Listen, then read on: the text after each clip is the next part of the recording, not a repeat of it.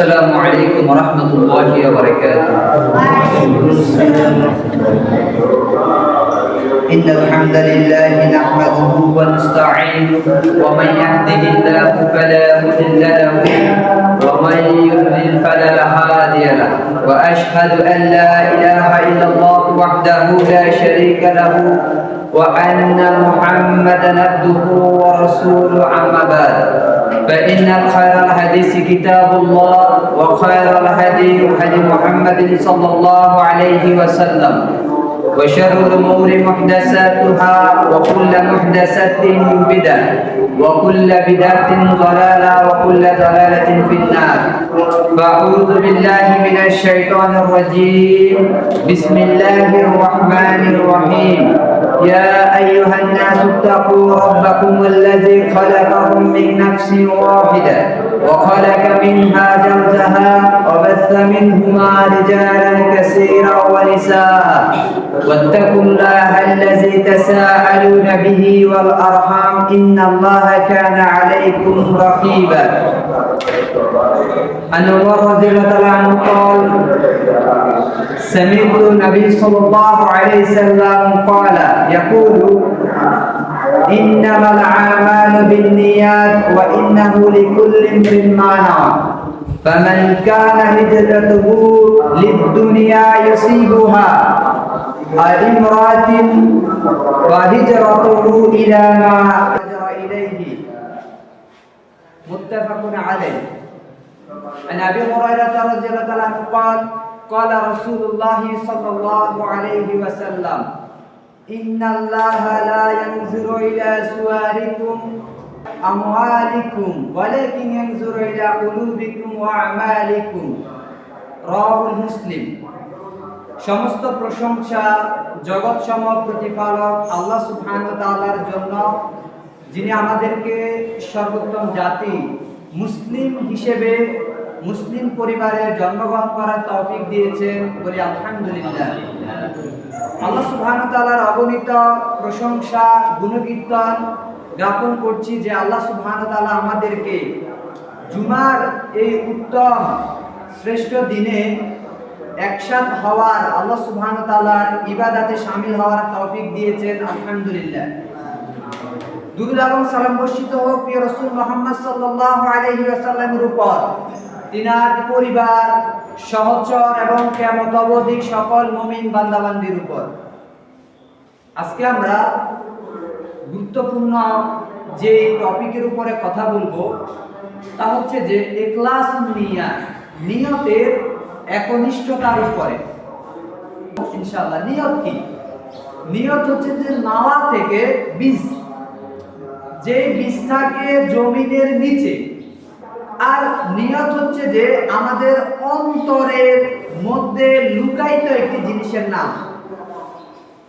এই নিয়ত যার যেমন হবে তার ফল সব আল্লাহ তাআলা তাকে সেই রকমই দিবেন। যার নিয়ত হবে উত্তম ভালো, তার সব প্রতিদান হবে ভালো। আর যদি কারো নিয়ত হয় যে মন্দ নিয়ত, খারাপ ফাহেশা, তাহলে অবশ্যই তিনি প্রতিদান পাবে যে সেই অনুরূপে পাবে। সহিহ বুখারী সর্বপ্রথম যে হাদিসটা সেটা হচ্ছে যে ইন্নামাল আমালু বিন্নিয়াত। সর্বপ্রথম যে হাদিসটি এসেছে, নিয়তের উপরে আমাদের যাবতীয় আমলগুলো নির্ভর করে। যে যেমন নিয়ত করে তার জন্য ঠিক সেই রকম প্রতিদান বরাদ্দ রয়েছে। কেউ যদি দুনিয়া পাওয়ার জন্য হিজরত করে, হিজরত বলতে যে এক জায়গা থেকে অন্য জায়গাতে সে গমন করছে, পরিস্থিতির কারণে সে থাকতে পারছে না, আরো উত্তম ভালো একটি জায়গাতে সে যাচ্ছে তার ঈমান বাঁচানোর জন্য, তার আমল করার জন্য। বলছে কারো যদি হিজরত হয় দুনিয়া পাওয়ার উদ্দেশ্যে তাহলে সেই হিসেবে গণ্য হবে। কারো হিজরত যদি হয় কোনো মহিলাকে পাওয়ার জন্য তাহলে তার হিজরত সেই হিসেবে গণ্য হবে। যে কেউ যদি হিজরত করে কোনো মেয়েকে পাওয়ার জন্য তাহলে সে ওই মেয়েকে পাবে, তার কিন্তু কোনো সওয়াব অর্জিত হবে না। আর যদি সে হিজরত করে আল্লাহ এবং আল্লাহ রাসূল সাল্লাল্লাহু আলাইহি ওয়াসাল্লামের উদ্দেশ্যে, তাহলে সেই হিসেবেই পরিগণিত হবে। এখন বলছে যে মানুষকে তার এই ইচ্ছার, তার নিয়াতের প্রতিদান তাকে দেওয়া হবে। তাহলে আমাদের যে নিয়াত, এই নিয়াতকে আমরা কি করতে হবে? বিশুদ্ধ করতে হবে। আল্লাহ সুবহানাহু ওয়া তাআলার অভিমুখী করার জন্য নবী মুহাম্মদ সাল্লাল্লাহু আলাইহি সাল্লামের দেখানো পথেই আমাদের অগ্রসর হতে হবে। নিয়ত যত বিশুদ্ধ হবে তত আমাদের কাজ সহজ হবে এবং এর প্রতিদান আল্লাহ সুবহানাহু ওয়া তাআলার কাছে আমরা আশা করতে পারব।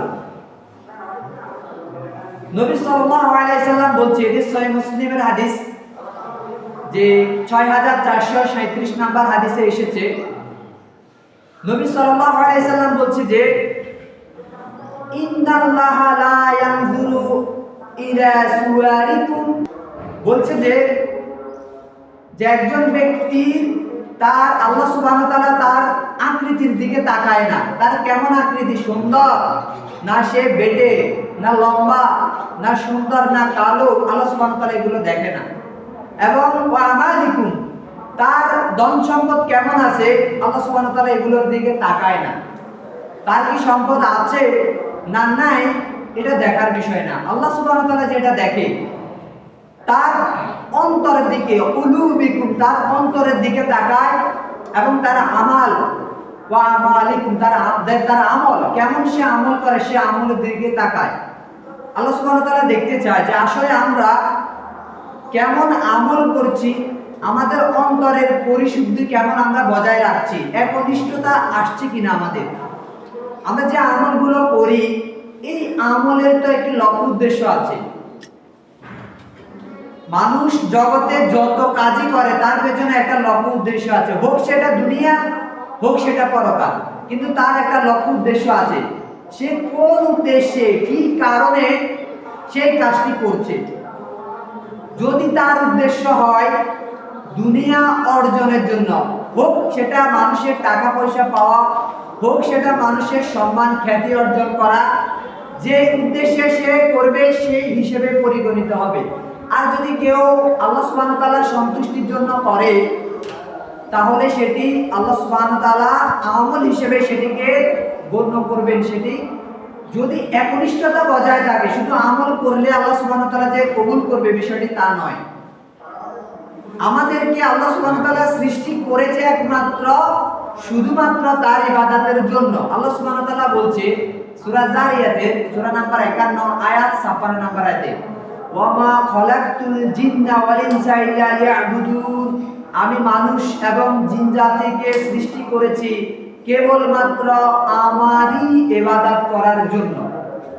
তাহলে আমাদেরকে দুনিয়াতে প্রেরণের পেছনে একটা লক্ষ্য এবং উদ্দেশ্য রয়েছে। আমরা যদিও মনে করি যে আমাদেরকে দুনিয়াতে প্রেরণের বড় উদ্দেশ্য, আমরা ভাবি যে আমরা যে অনেক টাকা উপার্জন করতে হবে, আমাদেরকে গাড়ি করতে হবে, আমরা মনে করি যে সুন্দরী নারী পেতে হবে, এটি হচ্ছে আমাদের মূল লক্ষ্য উদ্দেশ্য। কিন্তু আল্লাহ সুবহানাহু ওয়া তাআলা এর কথা একবারও বলেনি যে তুমি সম্পদ অর্জন করো, সেই নির্দেশ দেয়নি। তোমাকে সৃষ্টি করেছি যে সম্পদ অর্জনের জন্য, এই কথা একবারও আসেনি। এভাবে এটা এসেছে যে তুমি আদিষ্ট হয়েছ আল্লাহ সুবহানাহু ওয়া তাআলার ইবাদতের জন্য। আল্লাহ সুবহানাহু ওয়া তাআলা বলছে, এটা সূরা বাইয়িনা 98 নাম্বার সূরা 5 নাম্বার আয়াতে, ওয়া মা উমিরু ইল্লা লিয়াবুদুল্লাহ মুখলিসিনা লাহুদ্দিন মুনাফা ওয়া ইয়াকিমুস সালাতা ওয়া ইউতুজ যাকাতা ওয়া যালিকা দীনুল কাইয়্যিমা, যে আমি তোমাদেরকে সৃষ্টি করেছি, প্রেরণ করেছি যে তোমরা আদিষ্ট হয়েছে আল্লাহ সুবহানাহু ওয়া তাআলার ইবাদতের জন্য, একনিষ্ঠ, এবং তার জন্য সালাত, তার জন্য তোমরা যাকাত দিবে। আল্লাহ সুবহানাহু ওয়া তাআলা বলছে যে, আর এটি হচ্ছে সুপ্রতিষ্ঠিত দিন। তাহলে আল্লাহ সুবহানাহু ওয়া তাআলা আমাদেরকে দুনিয়াতে প্রেরণ করেছে একনিষ্ঠ তার ইবাদতের জন্য। আল্লাহ সুবহানাহু ওয়া তাআলা বলছে সূরা হজ্জের এটি রয়েছে যে 22 নম্বর সূরা 37 নম্বর আয়াত। আল্লাহ সুবহানাহু ওয়া তাআলা বলছে যে আমি তোমাদের যে জবেকৃত পশুর রক্ত মাংস এগুলো কিছুই আমার কাছে পৌঁছে না, শুধুমাত্র তোমাদের তাকওয়া, তোমাদের ওই আল্লাহ ভীতি, তোমাদের অন্তরের ওই সুপ্ত ইচ্ছাটুকু আমার কাছে পৌঁছে। মানে তোমরা কোন লক্ষ্য উদ্দেশ্যে এই কোরবানিটি দিয়েছো। আল্লাহ সুবহানাহু ওয়া তাআলা দেখতেছে আমাদের অন্তর, যে আদৌ আসলে আমরা কার জন্য ইবাদত করছি। আমরা যে এত বড় একটা পশু জবাই দিচ্ছি কোরবানির সময়, তো আমি কেন দিচ্ছি, এই প্রশ্নটা কেন দিচ্ছি। আমি কি যে মানুষের, যা অনেক মানুষে আমার এলাকাবাসী বলবে যে সে অনেক বড় কোরবানি দিতে পারে, অনেক বড় পশু সে ক্রয় করেছে, তার তো অনেক টাকা রয়েছে, সে তো অনেক ইবাদত বন্দেগী করে। যদি আমাদের এটা হয় লক্ষ্য উদ্দেশ্য, তাহলে কিন্তু আমাদের এই লক্ষ্য উদ্দেশ্য বিফল যাবে। আমাদের এই হোক তার 1 কোটি টাকার দামের ওই গরুর পশু, সেটি কিন্তু নষ্ট হয়ে যাবে তার ইবাদত। আল্লাহ সুবহানাহু ওয়া তাআলার কাছে যদি কবুল হতে হয়, গ্রহণযোগ্য হতে হয়, তাহলে তার ওই ইখলাস কেন দিচ্ছে, এই প্রশ্নের উত্তর থাকতে হবে আল্লাহর সন্তুষ্টির জন্য। আমি মানুষকে খুশি করার জন্য নয়, মানুষকে দেখানোর জন্য নয়, যে বড় প্রতিযোগিতায় আমি লিপ্ত হই নাই, আমি শুধুমাত্র আল্লাহ তাআলার সন্তুষ্টি পাওয়ার উদ্দেশ্যে দিয়েছি, তাহলে এটি গ্রহণযোগ্য হবে। তাহলে বোঝা যায় এখানেও কিন্তু নিয়তের প্রভাবটা, যে তার অন্তরের সুপ্ত চাহিদাটা, সে আসলে কি চায়, সে কেন ইবাদত করে, দিন রাত পরিশ্রম করে ইবাদত করছে, কেন করছে। প্রশ্ন হচ্ছে যে তার এই ইবাদতের পেছনে লক্ষ্য উদ্দেশ্য কি। যদি থাকে অন্য আল্লাহ সুবহানাহু ওয়া তাআলা বাদ দিয়ে অন্য কোনো ইচ্ছে আকাঙ্ক্ষা, তাহলে কিন্তু হালাক বরবাদ হয়ে যাবে তার এই আমল। যত বেশি সে পরিশ্রম করুক, যত বেশি সে আমল করুক, এটা কিন্তু নষ্ট হয়ে যাবে। আল্লাহ সুবহানাহু ওয়া তাআলা কিয়ামতের মাঠে অনেকের আমল দেখবে, পাহাড় সমতুল্য সে আমল করেছে। আল্লাহ সুবহানাহু ওয়া তাআলা বলছে, এটা সূরা ফুরকানের 25 নম্বর সূরা 23 নম্বর আয়াতে আল্লাহ সুবহানাহু ওয়া তাআলা বলছে যে ওয়াকাদিন্না ইলা মা আমিলু আমালনা ফাজআলনা হাবা'আন মানসুরা, যে আমি তাদের আমলগুলো অতঃপর দেখব আর বিক্ষিপ্ত ধূলিকণা করে দেব। হাবা'আন মানসুরা, বিক্ষিপ্ত ধূলিকণা, এটি হচ্ছে ওই কণা যে কণা বাতাসে উড়ে। যখন একটু আলো আসে তখন আমরা দেখি কিছু বালি উঠতেছে, সেই বালি কণা করে দিবে তার আমল। কিন্তু বলছে তার আমল সে পাহাড় সমতুল্য আমল করে কিয়ামতের মাঠে আল্লাহ সুবহানাহু ওয়া তাআলার সামনে উপনীত হয়েছে। কিন্তু তার মাঝে কি পাওয়া যাচ্ছে না, আল্লাহর সন্তুষ্টি পাওয়া যাচ্ছে না, অন্য কোনো দেবদেবীর সন্তুষ্টির জন্য, অন্য কোনো ব্যক্তিকে সন্তুষ্টি করার জন্য সে আমলগুলো করেছে। হোক সেটা কোনো কালী মূর্তি, দুর্গা যাই হোক, অথবা কোনো পীর মাশায়েখ যেই হোক, কবরের জন্য, কোনো মানুষের জন্য, সব বরবাদ হয়ে যাবে। শুধুমাত্র তার এই আমলে পাওয়া যাচ্ছে না ইখলাস, একনিষ্ঠতা, যে আল্লাহর অভিমুখী নয়। তার এই আমলের ওই কেন, এই প্রশ্নে রয়েছে কি, যে অন্য জাগতিক গায়রুল্লাহ, আল্লাহ ব্যতীত যা কিছু আছে সব হচ্ছে গায়রুল্লাহ, অন্য কিছুর উদ্দেশ্যে সে আমলগুলো করেছে। আর আল্লাহ সুবহানাহু ওয়া তাআলা বলছে যে কাল কিয়ামতের মাঠে যারা আমল করেছে তাদের কথা বলছে, যারা আমল করেনি তাদের কথা এই জায়গাতে, এই পয়েন্টে বলছে না।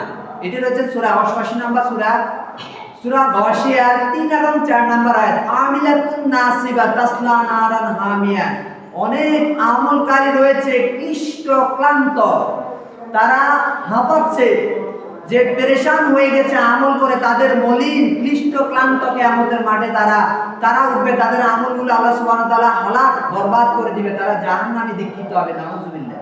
কি কারণে? তাদের এই আমলের পেছনে উদ্দেশ্য অ্যাকুরেট ছিল না। আল্লাহ আমল করেছে, কিন্তু এই আমলের পেছনে না ছিল আল্লাহ সন্তুষ্টি, না ছিল মুহাম্মদ সাল্লাল্লাহু আলাইহি ওয়াসাল্লামের সিস্টেম। মুহাম্মদ সাল্লাল্লাহু আলাইহি ওয়াসাল্লামের নিয়মের বাইরে যায় যত আমল করো, এগুলো কিছুই কবুলযোগ্য হবে না। আর আল্লাহ সুবহানাহু ওয়া তাআলার সন্তুষ্টি যদি না আসে তার ইবাদতে, তাহলে এটিও কি হয়ে যাবে, শিরকে পরিণত হবে। শিরক শব্দের অর্থ হচ্ছে যে অংশীদার স্থাপন করা, আল্লাহ ব্যতীত অন্য কাউকে যদি সে ইবাদত করে তাহলে শিরকে পরিণত হবে তার আমল। মুহাম্মদ সাল্লাল্লাহু আলাইহি সাল্লাম বলছে যে এটি রয়েছে যে ইবনে মাজাহ 4208 নাম্বার হাদিস। এই উম্মতের উদাহরণ দিতে গিয়ে বলছে আমার এই উম্মতের উদাহরণ হচ্ছে 4 ব্যক্তির মতো। খুবই গুরুত্বপূর্ণ এই হাদিসটা। এই উম্মতের উদাহরণ হচ্ছে 4 ব্যক্তির মতো। 1 নাম্বার ওই ব্যক্তি যাকে আল্লাহ তাআলা অনেক ইলম দিয়েছে এবং অনেক সম্পদ দিয়েছে, আর সে তার ইলম অনুযায়ী সে সম্পদগুলো সুষ্ঠু খাতে ব্যয় করে। ধরুন যে সে যাকাত দেয়, সে দান সাদাকা করে, মসজিদ নির্মাণে দেয়, মাদ্রাসা নির্মাণে দেয়, বিভিন্ন খাতে সে দান করে। তার মানে তার ইলম অনুযায়ী সে যে তার আমলগুলো মালগুলো রয়েছে তার সুষ্ঠু ব্যবহার করে। এ হচ্ছে 1 নাম্বার জগতের ব্যক্তি। 2 নাম্বার ওই ব্যক্তি যার ইলম রয়েছে কিন্তু তার কোনো মাল নেই, কিন্তু তার অনেক ইলম রয়েছে, আর তার ইচ্ছা আছে, এ ব্যক্তি ইচ্ছা পোষণ করে যদি আল্লাহ সুবহানাহু ওয়া তাআলা আমাকে সম্পদ দিত তাহলে আমি ওই ব্যক্তির মতো ব্যয় করতাম যে কিনা তার সম্পদগুলো সুষ্ঠু খাতে ব্যয় করে, আল্লাহর রাস্তায় ব্যয় করে। আমার যদি সম্পদ থাকতো তাহলে অবশ্যই আমি এই ব্যক্তির মতো দিতাম। মুহাম্মদ সাল্লাল্লাহু আলাইহি সাল্লাম বলতেছে এই 2 ব্যক্তি কিন্তু একই পর্যায়ে। সুবহানাল্লাহ। তার যদিও সম্পদ নাই কিন্তু তার ইচ্ছা নিয়তের কারণে সে এবং ওই 1 নাম্বার ব্যক্তি দুজন একই পর্যায়ের মুক্ত। বলছে 3 নাম্বার ব্যক্তির কথা, যার কিন্তু ইলম নাই, জ্ঞান নাই, অনেক সম্পদ তার রয়েছে, আর এই সম্পদগুলো সে বিভিন্ন পাহেশা কাজে, অন্যায় কাজে, অশ্লীল কাজে ব্যয় করে। তার সম্পদ আছে কিন্তু ইলম না থাকার কারণে সুষ্ঠু খাতে যাকাত দেয় না, যে দান সাদাকা করে না, বিভিন্ন কল্যাণমূলক কাজে ব্যয় করে না, কিন্তু সম্পদ রয়েছে।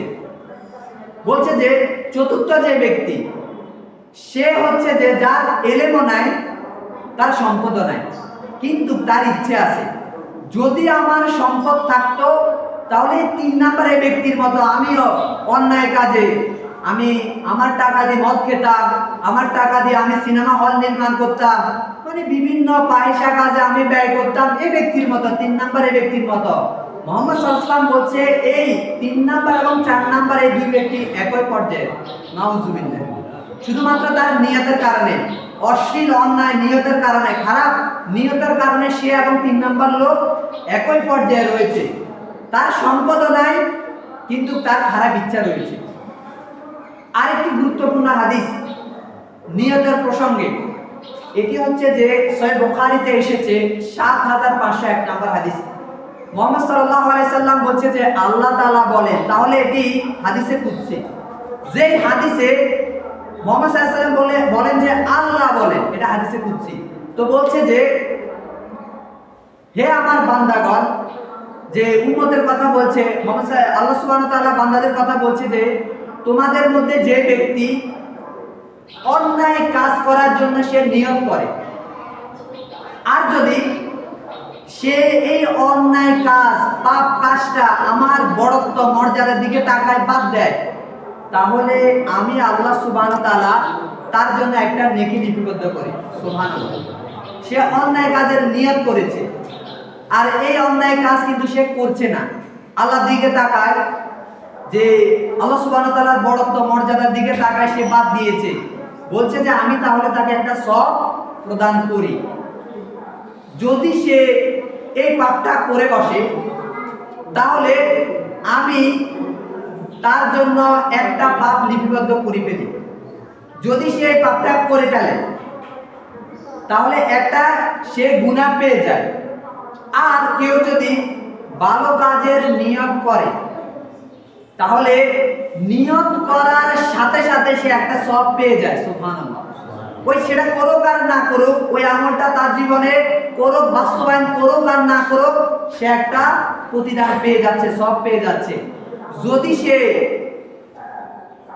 এই আমলটি করে ফেলে, এই নিয়তটি পুরো করে ফেলে, তাহলে আমি তাকে একটি সওয়াব প্রদান করি যার নেকি 10 থেকে 700 তারও বেশি আমি বৃদ্ধি করি। সুবহানাল্লাহ। শুধু নিয়তের কারণে সে কিন্তু যে এখানে সব পাচ্ছেন, আবার পাপ না করেও তিনি সব পাচ্ছেন। শুধু নিয়াত, এখানে নিয়াত উদ্দেশ্য। তাহলে আমাদের যে সুপ্ত ভিতরের যে নিয়াতটুকু রয়েছে, এই নিয়াতকে যদি আমরা খালেস করতে পারি তাহলে অশেষ প্রতিদান রয়েছে। আল্লাহ সুবহানাহু ওয়া তাআলা আমাদের জন্য যে সহজ করে দিয়েছে, এই দ্বীন ইসলাম কিন্তু হচ্ছে সহজ, তাই সহজ। এই দ্বীনের মধ্যে কোনো বক্রতা নেই, কোনো কাঠিন্যতা, কঠিন বলে কিছু নেই। বলছে দ্বীনকে তোমরা সহজ করো। পুরো জাগতিক দুনিয়ার সকল কাজকে একজন মানুষ সে কিন্তু নেকিতে পরিবর্তন করতে পারে যদি সে সুষ্ঠু নিয়ত করে, খালেস পূর্ণ যদি সে নিয়ত করে, দুনিয়ার সকল কাজকে সে নেকিতে পরিবর্তন করতে পারবে। যেমন স্ত্রী সহবাস করা, আমরা মনে করি যে এটি অন্যায় কাজ, আমরা মনে করি, কিন্তু নবী মুহাম্মদ সাল্লাল্লাহু আলাইহি সাল্লাম বলছে যে সহিহ মুসলিমের 2219 নম্বর হাদিসে, কুল্লু মারিফুন সাদাকা, প্রত্যেকটা ভালো কাজ হচ্ছে সাদাকা। আমরা যত কাজ করি যদি সেটা ভালো হয়, এটার বিনিময়ে আল্লাহ সুবহানাহু ওয়া তাআলা আমাকে সওয়াব প্রদান করে, নেকি প্রদান করে। বলছে যে সুবহানাল্লাহ বলা সাদগার নেকি, আলহামদুলিল্লাহ বলা সাদগার নেকি, আল্লাহু আকবার বলা সাদগার নেকি। এভাবে বলতে বলতে বলছে যে স্ত্রী সহবাস করাও সওয়াবের নেকি, এটা কিন্তু সওয়াব পাবে সে। তখন সাহাবীরা বলছে ইয়া রাসূলুল্লাহ, এটা তো কিন্তু সওয়াব রয়েছে। তখন মুহাম্মদ সাল্লাল্লাহু আলাইহি ওয়াসাল্লাম বলছে যে অবশ্যই এর বিনিময়ে আল্লাহ সুবহানাহু ওয়া তাআলা তাকে সওয়াব প্রদান করে। যদি সে অন্য কোনো নারীর সাথে করত তাহলে কি হতো? পাপের যে বিপক্ষে যেটা রয়েছে এগেইনস্টে, সেটা হচ্ছে কিন্তু সওয়াব। তাহলে সে অবশ্যই সওয়াব পাচ্ছে।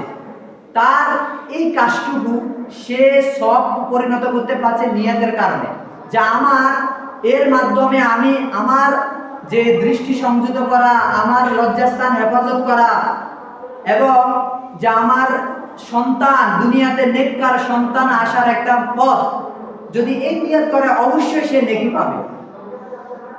তাহলে এই কাজটাকে সে নিয়তে যদি সওয়াবের দিকে নিয়ে আসে, নিয়তের কারণে সে সওয়াব পাচ্ছে আল্লাহ সুবহানাহু ওয়া তাআলার পক্ষ থেকে। তারপর বলছে যে একজন ব্যক্তির উদাহরণ দিচ্ছে মুহাম্মদ সাল্লাল্লাহু আলাইহি সাল্লাম, এটা খুবই গুরুত্বপূর্ণ। এই হাদিসটি রয়েছে সহিহ বুখারীতে 2114 নম্বর হাদিস। মুহাম্মদ সাল্লাল্লাহু আলাইহি সাল্লাম বলছে যে এক ব্যক্তি সে রাতে সংকল্প করেছে, নিয়ত করেছে, আমার সম্পদ থেকে আমি কাল সকালে যে একজনকে আমি দান করব আল্লাহর রাস্তায়। তো সকালবেলা সে দান করেছে, আর রাতে সে দান করেছে, সকালবেলায় লোকজন বলা বলি করছে সে কাকে দান করেছে। ওই লোকটা ছিল একটা দানবী যার অনেক অঢেল সম্পদ আছে। তখন সে আবার নিয়ত করেছে আমি তাহলে রাত্রে আবার আমি দান করব আল্লাহর রাস্তায়। সে দান করেছে, পরবর্তীতে সকালবেলা লোকজন বলা বলি করছে যে সে কাকে দান করেছে। এ তো এক যে খারাপ প্রকৃতির মহিলা আর কি, তার কাছে দানটা গিয়ে পৌঁছেছে। তখন সে আবার নিয়ত করেছে ঠিক আছে আমি আবার দান করব। তারপরে সে রাত্রিবেলাতে আবার পরিকল্পনা করে যে আমি আবার দান করব, দান করে দিয়েছে। তখন এই তার দান পৌঁছেছে যে একজন দানবীরের হাতে। তাহলে তার এই যে বারবার সে নিয়ত করছে আর এমন লোকের কাছে যাচ্ছে যার দান প্রয়োজন নেই, ও একজন চোরের কাছে তার দান চলে গিয়েছে। তখন লোকজন বলা বলি করছে আর সে একটু পেরেশান হয়ে গেছে, ব্যাপার কি, আমি যাকে দান করি দেখি যে বিভিন্ন লোকের কাছে চলে যায়, যেমন অন্যায় অশ্লীল যারা করে তাদের কাছে চলে যাচ্ছে। তো তাকে স্বপ্নে দেখানো হয়েছে, কোন বর্ণনাতে এসেছে যে তাকে নবী জানিয়েছে যে তোমার এই দান বৃথা যায়নি, অবশ্যই তুমি নেকি পাবে। সুবহানাল্লাহ, তোমার ওই নিয়তের কারণে, তোমার তো ভালো একটা নিয়ত ছিল। আজকে দেখা যায় যে ফেসবুকে বা বিভিন্ন সোশ্যাল মিডিয়াতে এমন একজন লোক যে কিনা দানের জন্য হাত বাড়িয়েছে, লোকজন তাকে দান করেছে, পরে জানা গেছে যে সে একজন মদ্যপায়ী। তখন লোকজন বলছে যে আমরা যে কারণে আর আমরা দানে করব না। যে লোকদেরকে দান করলে তো এখন যে চোরে পেয়ে যায়, মদ্য করে পেয়ে যায়। আসলে আপনি কোন নিয়তে দান করেছেন সেই নিয়ত অনুযায়ী আল্লাহ সুবহানাহু ওয়া তাআলা আপনাকে প্রতিদান দিবে। কিন্তু হ্যাঁ, যখন আমরা জেনে যাব এই ব্যক্তি, তাহলে আর আমরা দিব না। এখন এরকম এক অবস্থা, মানুষ বিপদে পড়লেও মনে করে সে প্রতারণা করছে, তখন আর তাকে কিন্তু কোনো সাহায্য সহযোগিতা করতে চায় না। দিন দিন আমাদের সাহায্যের হাত মানুষ গুটিয়ে নিচ্ছে, কারণ মনে করে যে এখন প্রতারক বেশি হয়ে গেছে। যাদের সম্পদ আছে তারাও তো দান সাদেকা, তারা ভিক্ষাবৃত্তি করে, এই কারণে মানুষ হাত গুটিয়ে নিচ্ছে। কিন্তু না, আসলে আপনি আপনার নিয়ত অনুযায়ী সব পাবেন। মুহাম্মদ সাল্লাল্লাহু আলাইহি ওয়াসাল্লাম বলছে যে একদল মানুষের কথা বলছে, যে একদল বাহিনী তারা বের হবে, তারা বাইতুল্লাহ আল্লাহ সুবহানাহু ওয়া তাআলার ঘরকে ধ্বংস করার জন্য বের হবে ৭০,০০০ লোক। তখন তারা মরুর এক অঞ্চল, একটি জায়গা বাইদা নামে এক জায়গাতে গিয়ে তারা সেখানে সবাই ধ্বংস হয়ে যাবে। মুহাম্মদ সাল্লাল্লাহু আলাইহি ওয়াসাল্লাম বলছে একেবারে শুরুর ব্যক্তি থেকে শেষ ব্যক্তি সবাই হালাক হয়ে যাবে, ধ্বংস হয়ে যাবে। তখন আয়েশা রাদিয়াল্লাহু আনহা বলছে, ইয়া রাসূলুল্লাহ, এখানে তো এমনও ব্যক্তি আছে যে কিনা বাজারে গিয়েছে, তার উদ্দেশ্য এটা ছিল না, আল্লাহর ঘর ধ্বংস করা তার উদ্দেশ্য ছিল না। এমনও ব্যক্তি ছিল যে এমনিতে গিয়েছে বা ওই জায়গাতে ছিল, বাজারে ছিল, সে তো ধ্বংস হয়ে যাচ্ছে, তার অপরাধ কি? তখন মুহাম্মদ সাল্লাল্লাহু আলাইহি ওয়াসাল্লাম বলছে যে কিয়ামতের মাঠে সবাইকে আল্লাহ তাআলা তার নিয়ত অনুযায়ী তাকে প্রতিদান দিবে। যদি তার এমন উদ্দেশ্য না থাকে আল্লাহর ঘর ধ্বংস করা, তাহলে সে ক্ষমা পাবে। আর যার উদ্দেশ্য এটা হবে না, প্রকৃত আল্লাহর ঘর ধ্বংস করার উদ্দেশ্য হবে, তাহলে সে বরবাদ হবে, সে জাহান্নামে যাবে। এখান থেকে সূক্ষ্ম একটা দিন, যে ব্যক্তিটা তাদের সাথে মারা যাচ্ছে, যার কিনা এরকম উদ্দেশ্য ছিল না, শুধুমাত্র তাদের সংসর্বে, তাদের সাঙ্গ, তাদের অবস্থান করার কারণে, এই কারণে সে ধ্বংসের নিজের সামিল হয়েছে। সূক্ষ্ম একটা দিক হতে পারে আমি তাদের মতো না, কিন্তু তাদের সাথে চলি। অনেকে আছে খারাপ খারাপ প্রকৃতি, তাদের সাথে চললে কি হয়, যখন বিপদ আসবে তখন এই ভালো মানুষটার উপর দিয়ে যাবে। এখান থেকে বোঝা যায়, কারণ ওই লোক যে মারা গিয়েছে তার এমন উদ্দেশ্য ছিল না, সেও কিন্তু ধ্বংসের ভিতরে পড়েছে। তাহলে প্রত্যেক মানুষের তার নিয়ত, যেমন নিয়ত সেই অনুযায়ী আল্লাহ তাআলা তাকে কর্মফল দিবে। একজন ব্যক্তি বের হয়েছে, তার মুসলিম ভাই, দুজন মুসলিম একজন আরেকজনকে কতল করেছে, তখন মুহাম্মদ সাল্লাল্লাহু আলাইহি ওয়াসাল্লাম বলছে যে হত্যা করেছে সে জাহান্নামে যাবে, এবং যে নিহত হয়েছে সেও জাহান্নামে যাবে। তখন সাহাবায়ে কেরাম বলছে, ইয়া রাসূলুল্লাহ, বুঝলাম যে হত্যা করেছে সে জাহান্নামে যাবে, কিন্তু যে হত্যা শিকার হয়েছে সে কেন যাবে? বলছে সেও তো তার ভাইকে হত্যা করার জন্য অস্ত্র নিয়ে বের হয়েছে, এই কারণে তার এই নিয়তের কারণে সেও জাহান্নামে। তো নিয়ত যদি তার ভালো হয় তাহলে সে ভালো ফলটা উপভোগ করবে, আর যদি খারাপ হয় তার প্রতিদান অবশ্যই তাকে পেতে হবে। এখান থেকে বুঝে, তাহলে আমরা কি বললাম যে জগতের প্রত্যেকটা কাজকে কিন্তু নিয়তে পরিবর্তন করা যায়, শুধুমাত্র সবে পরিণত করা যায় তার নিয়তের কারণে। নিয়ত যদি ভালো সে করে, আর নিয়ত ভালো হওয়ার কারণে সে পারে না এমন কাজেরও সে বদলা পাবে, সব পাবে, যে কাজ তার দ্বারা কখনো সম্ভব হবে না, ওই কাজেরও সে সব পেয়ে যাবে। যেমন আবু দাউদে এসেছে 563 নম্বর হাদিসে, একজন ব্যক্তি যে জামাত ধরার জন্য বের হয়েছে, গিয়ে দেখে যে জামাতটা শেষ, তাহলে সে জামাতের পরিপূর্ণ নেকি পেয়ে গেল। সুবহানাল্লাহ। কি কারণে? নিয়তের কারণে। আমাদের দেখা যায় অনেকে দৌড়াদৌড়ি করে, ছুটাছুটি করে, কি হাত পা কি ভাঙে সে নিজেও বুঝে না, অনেকে দৌড়াদৌড়ি করে। দৌড়াদৌড়ি করার কোনো প্রয়োজন নেই, যে অবশ্যই জামাত ধরতে পারলে তার সব পাবে, আর যদি না ধরতে পারে তাহলে সে জামাতের নেকি পাবে। মুহাম্মদ সাল্লাল্লাহু আলাইহি ওয়াসাল্লাম বলছে আজকে যুদ্ধে শোনা যারা আসতে পারেনি তোমাদের ভাইরা, যারা বাড়িতে অবস্থান করছে, অসুস্থতা তাদেরকে পেয়ে বসেছে, তারা কিন্তু তোমাদের সাথে যুদ্ধে আছে, যুদ্ধের সওয়াব থেকে তারা বঞ্চিত হচ্ছে না। সুবহানাল্লাহ। শুধু তাদের নিয়তের কারণে, নিয়ত থাকার কারণে। আর নিয়তে যদি ত্রুটি দেখা দেয়, সমস্যা দেখা দেয়, তার পাহাড় সমতুল্য আমল কিন্তু ধ্বংস হয়ে যাবে। সে যত বড় মুজাহিদ হোক, যত বড় আমলদার, খালেস ইখলাসপূর্ণ ব্যক্তি হোক না কেন, তার আমল কিন্তু বরবাদ হয়ে যাবে। নবী সাল্লাল্লাহু আলাইহি সাল্লাম বলছে, এটি বিখ্যাত হাদিস, সহিহ মুসলিমে এসেছে 1905 নম্বর হাদিস। মুহাম্মদ সাল্লাল্লাহু আলাইহি ওয়াসাল্লাম বলছে কাল কিয়ামতের মাঠে 3 শ্রেণীর ব্যক্তিকে দিয়ে জাহান্নাম উদ্বোধন করা হবে। এক নম্বরে ওই ব্যক্তিকে আনা হবে, সে হচ্ছে একজন আলেম মানুষ, মোবাল্লিগ, ধর্ম প্রচারক। তাকে বলবে আমি কি, আল্লাহ তাআলা বলবে আমি কি তোমাকে এই এই নেয়ামত দিইনি? তখন সে স্বীকার করবে, হে আল্লাহ আপনি আমাকে এই এই নেয়ামতগুলো দিয়েছেন, তো কি করেছ?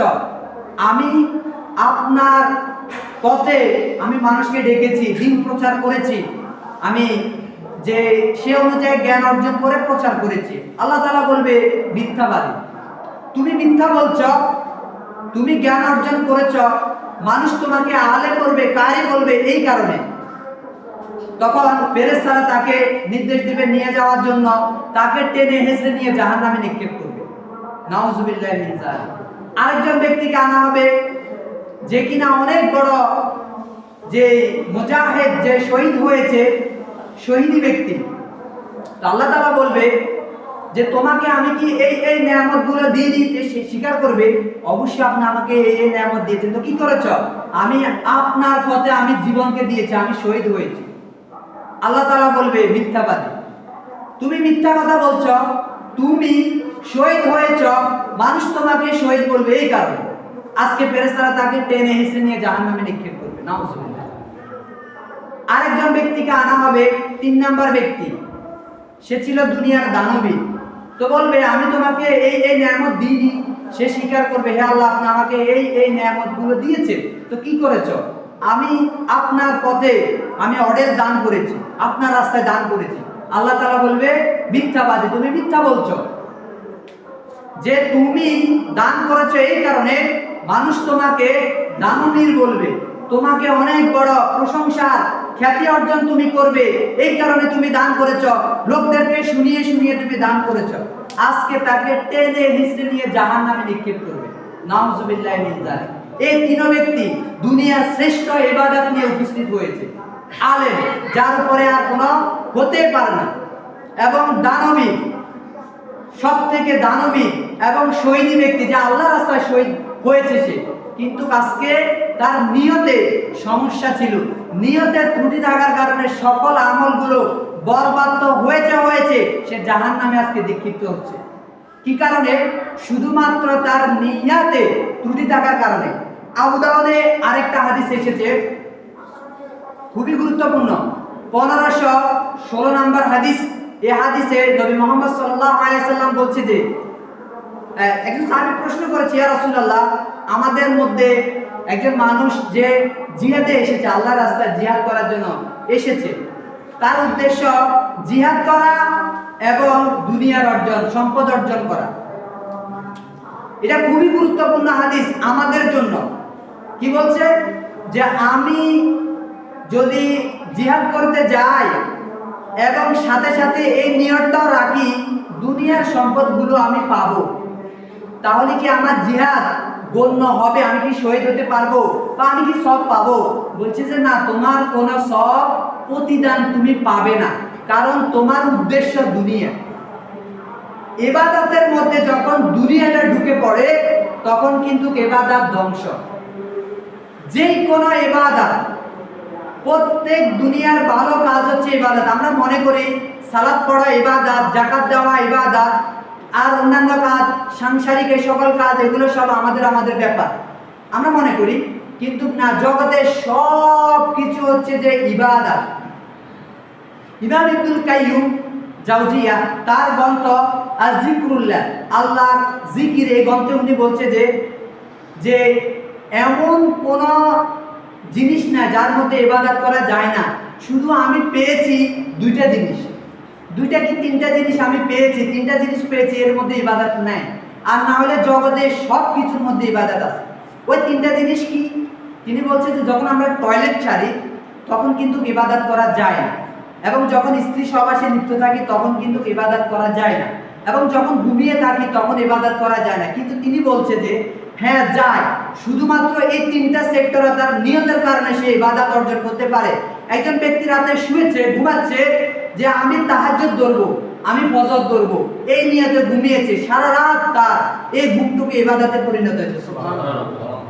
বলছে যে একজন টয়লেটে গিয়েছে, যাওয়ার সময় সে নিয়ত যে যে নিয়ম কানুনগুলো পালন করে দোয়া পড়ে সে ঢুকেছে, আর টয়লেট অবস্থায় তার একটু চিন্তা ছিল যে আল্লাহ সুবহানাহু ওয়া তাআলা এই জিনিসটি যদি আমি অপসারণ করতে না পারতাম তাহলে এটার জন্য মানুষ মারাও যায়, সে আল্লাহর ওই চিন্তার কারণে এই চিন্তাটা তার ইবাদতে পরিণত হচ্ছে। সুবহানাল্লাহ। এবং বলছে যে যে স্ত্রী সহবাস, যখন সে চিন্তা করে যে আল্লাহ সুবহানাহু ওয়া তাআলা এই সূক্ষ্ম এই ঘৃণ জিনিস থেকে কিভাবে মানুষ ফায়দা করে, আল্লাহ তাআলা মানুষকে সৃষ্টি করে আনে যে সৎ সলেহীন নেককার সন্তান এসে চিন্তা ধারণা করবে, তাহলে তার ওই এবং নিয়ম অনুযায়ী সে দোয়া পড়ে শুরু করবে, তাহলে তার ওই কাজটুকু ইবাদতে পরিণত হচ্ছে। সুবহানাল্লাহ। তাহলে জগতের সব কাজ ইবাদতে পরিণত করা যায়। যদি দুনিয়া থাকে উদ্দেশ্য, তাহলে ইবাদত তার পাহাড় সময় ইবাদত ধ্বংস হয়ে যাবে। আরো গুরুত্বপূর্ণ একটি হাদিস সহিহ মুসলিমে এসেছে, 1909 নম্বর হাদিস। মুহাম্মদ সাল্লাল্লাহু আলাইহি সাল্লাম বলছে যে এই হাদিসটি আবু হুরায়রা রাদিয়াল্লাহু আনহু থেকে বর্ণিত, যে মুহাম্মদ সাল্লাল্লাহু আলাইহি সাল্লাম বলছে যে যদি কোনো ব্যক্তি শহীদ হতে না পারে, যদি সে মনে ইচ্ছা থাকে, তার নিয়ত থাকে যে আমি যুদ্ধ করব, আমি জিহাদ করব, এই নিয়ত রেখে যদি সে মারা যায় তাহলে সে শহীদের মর্যাদা পাবে। সুবহানাল্লাহ। যদি তার মৃত্যু নিজ বিছানায় হয়, সুবহানাল্লাহ, যে সে তার নিয়তের কারণে সে কিন্তু এই শহীদি মর্যাদা পাচ্ছে। আর শহীদি মর্যাদা মানে যে সব থেকে যে মর্যাদাবান স্তর হচ্ছে যে শহীদ স্তর, তার রক্ত এক ফোঁটা জমিনে পড়ার আগে সমস্ত গুনাহ আল্লাহ সুবহানাহু ওয়া তাআলা ক্ষমা করে দেয়। সুবহানাল্লাহ। এবং তার মৃত্যু সব থেকে সহজ মৃত্যু। পিপিলিকা একটা পিঁপড়া কামড় দিলে যে ব্যথা, এই ব্যথাটুকু পায় সে। এবং বলছে যে তার এই মৃত্যু, কবরে যে আযাব, এটি হবে যে শাস্তি হবে না তার কবরে আযাবে, এবং তার আত্মাটা সবুজ পালক বিশিষ্ট পাখির ন্যায় উড়াউড়ি করে, আর সে জোপে জাড়ে, আর সে নিচে জোপে জাড়ে উড়াউড়ি করে সবুজ পালক বিশিষ্ট পাখির ন্যায়। তাহলে শহীদের অনেক মর্যাদা, সে পোশাক পরিহিত অবস্থায় কিয়ামতের মাঠে উঠবে, উঠেদের পোশাক থাকবে না। তাহলে এই শহীদের মর্যাদা নেওয়ার জন্য কিন্তু তার নিয়ত প্রয়োজন। আল্লাহ সুবহানাহু ওয়া তাআলা আমাদেরকে সেই তৌফিক দান করুন।